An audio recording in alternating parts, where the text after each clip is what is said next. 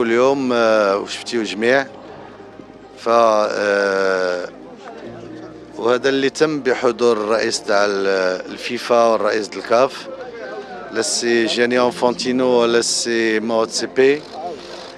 شيء مؤسف جدا اليوم في الرياضة هو أن يحرم فريق وطني مغربي يستعد لمدة 6 أشهر بصورة مسترسلة وبصورة جدية باش يشارك في الشان ويمشي يدافع الحظوظ نتاعو ويدافع اللقب نتاعو.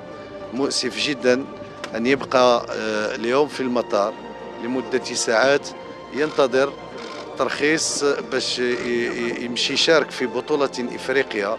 كما قلت شارك في إقصائياتها مسبقا ويستعد لها جيدا.